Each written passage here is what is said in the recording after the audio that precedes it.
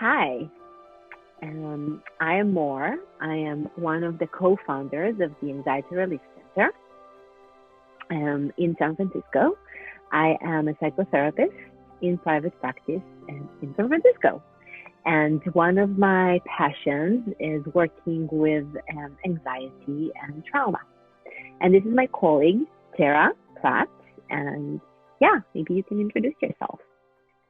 Yeah, thank you. I'm Tara, and I am a psychotherapist, and I work with the Anxiety Relief Center and have a private practice also in San Francisco.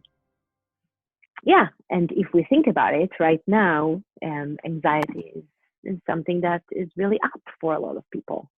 And one of the reasons why we decided to do this video is to kind of talk a little about how to work with anxiety in this very kind of bizarre, unknown, uncertain times.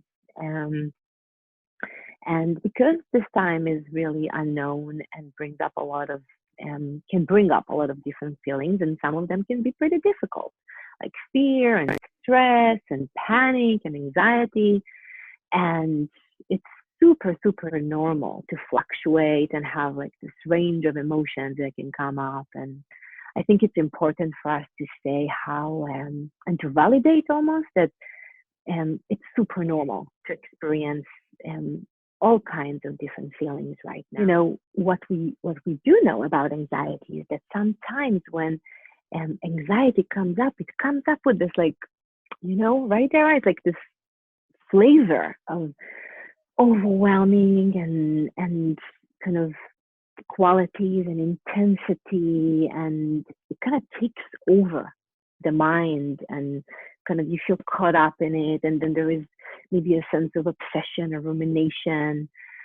And so we want to give you some, kind of very easy tips that are available for all of us, and to help to reduce the intensity. It doesn't mean that we're going to solve all of our problems, right? This time does bring up real questions of when it will be over. What about money? What about if I lose my job? What if I get sick? All of that is super real, and I think crosses the minds of most people I know. But we can deal with it either from a more spacious place, right? When we can think about it and feel it, but not drown in it or sink in it, like we do when anxiety takes over. So yeah. Totally. Yeah. And one of the things that one of our approaches to anxiety is we talk a lot about mindfulness. And for me, mindfulness really means being very present and in the moment with our thoughts and feelings, and almost being observing them without judgment, and maybe approaching them even with like curiosity. And the more we practice mindfulness, the more we might notice that our thoughts and our feelings are ever changing, and to just notice, and to be, it doesn't have to be as scary. We can just sort of observe them kind of flowing in and out, and just, not be so overwhelmed by them if we're kind of just, we give them some space and observe them from a distance a little bit too. Yeah. Or in other words, I think like not being so, one of the cool things about mindfulness, and we'll kind of give the tips in a moment, is that we don't have to become the thoughts or the feelings or be labeled by them. It's like creating more space. And I think this is such a great ammunition or an antidote or a remedy to work with anxiety, because when anxiety kicks in, we kind of lose the grip of ourselves. We're so out of control. And the present moment helps us to come back to control or our center or a sense of ground. We don't forget who we are almost. we thought about like different easy tips to kind of help us to lower the intensity of anxiety and be more right now, right here. Yeah. And one of those is to use our breath. Our breath can literally be a lifesaver, and it's such a like accessible, valuable asset that we all have. And you know, and we can, you know, one of the things we need to remember when we're feeling anxious or panicky is to, you know, notice if we're holding our breath or not.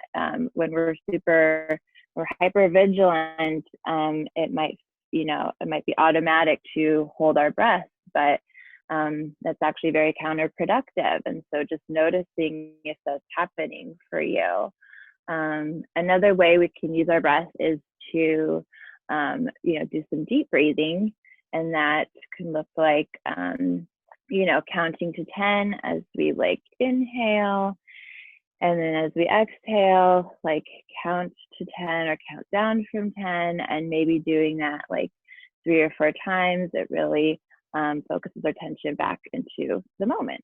And also, you know, maybe even imagining like or visualizing our breath sort of like flowing in and out of our body, envisioning the air like going through our mouths and our throats and our lungs and like into our toes, and then maybe like flowing out of us. It's like a good visual that brings us back and can be very grounding also. Beautiful. I'm almost like feeling right now more relaxed. But yeah, but it's true. I just want to say that counting, when we count, we do that kind of 10 seconds inhale, 10 seconds exhale, that can be such a way to distract from anxiety into right now. So I love it. Thank you.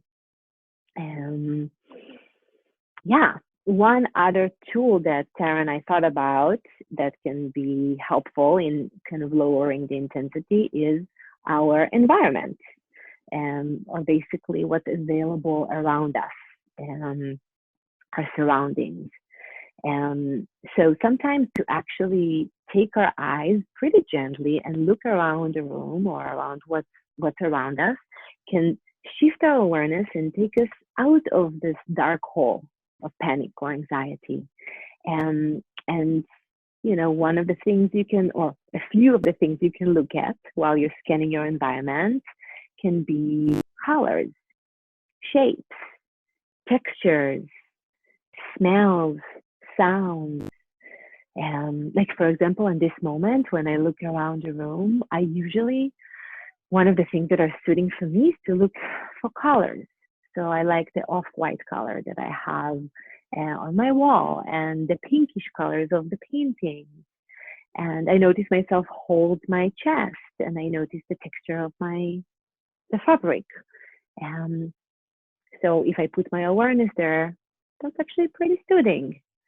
And in terms of sounds, right now, if I'm kind of looking for sound that can be really subtle, I hear birds outside of my window, and I hear the wind, and I hear the sound machine in my daughter's room because she's taking a nap. And I'm smelling my laundry detergent in this moment. So this is just an example of how you can come back to what's present right now. And if you can tell yourself about it, that's also a really great way to just lower the intensity and be more mindful. And that's, you know, segueing into like how else we can use our bodies too to help us relieve some anxiety. Like our bodies, we can use it as a refuge when fear is very present. And, you know, we can use our feet, like I just mentioned, like really sort of planting your feet onto the ground or the floor and really noticing how that's feeling, noticing how your breath changes when that happens, really just sort of like literally like grounding yourself into the floor, bringing your attention and awareness into that. Also, placing your hand on your heart Mm. and noticing how you're breathing, and maybe doing some deep breathing when that happens, and noticing like the temperature of your hand, how your heart is beating and feeling that beat. It can be very soothing, and again, bringing yourself into like the present moment. And then, this might sound a little weird, but you can, moving your body and all parts of your body, like stretching, is a really nice way to kind of like restart, feel less constricted.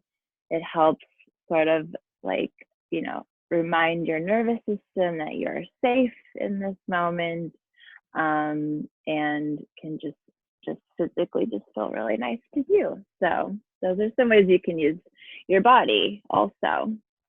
Beautiful. And so true. Stretching is like, can sound as like a weird thing, but it's actually profound restart. Like the breath, stretch is another way of like restarting, and helping to soothe and come back. So thank you. That's so wonderful. And our last tip for today is, a sense of kindness or empathy and compassion, or all of the three. Because sometimes, we know that from working with our clients and from our personal lives too, is that sometimes after we get overwhelmed or too worried or really anxious, the first thing we'll do is to kind of beat ourselves up. Or in other words, we'll fall into shame or self-loathing or a sense of criticism, self-criticism, or frustration or anger.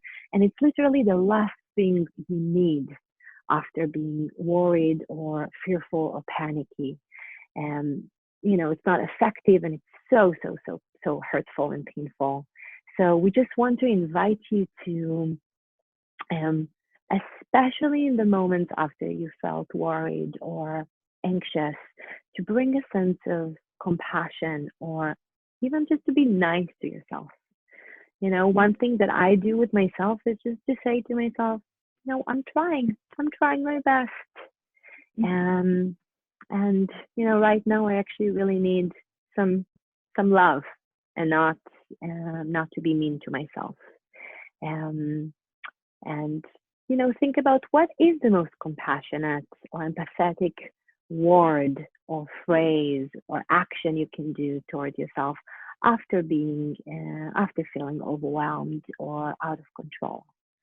And also remember that we are all in it together. And there is something, at least for me, that can be actually soothing to know that, okay, we're all going in and out from difficult emotions to okay emotions, and the whole literally globe is holding it together. Totally. What are the ways you are kind of, being kind to yourself right now? I think one thing that I try and do is when I'm having difficulty or struggling with this whole situation, is just to remind myself that we are, this is unusual and really a tough situation that we're all in, and just to not be critical, and to be very patient with myself, and to just remind myself like it's okay to not be okay, or it's okay that I'm struggling from time to time. And just to not be hard on myself when I'm, struggling with difficulty in this odd situation. And I think also, like you said at the beginning, that, mindfulness, when we are starting to notice more what's happening right now, we notice that things are changing all the time. So even if in one moment I'm struggling, if I'm helping myself, to come back to the present moment, maybe the next moment will be different. So that's nice to kind of think about. Okay, so I think kind of, we're coming to the end of this this short video, and we hope it was useful. Yeah. Thank you, everybody. I hope this is helpful, and I hope you'll have a beautiful day. Yeah, me too. Bye. Thank you. Bye.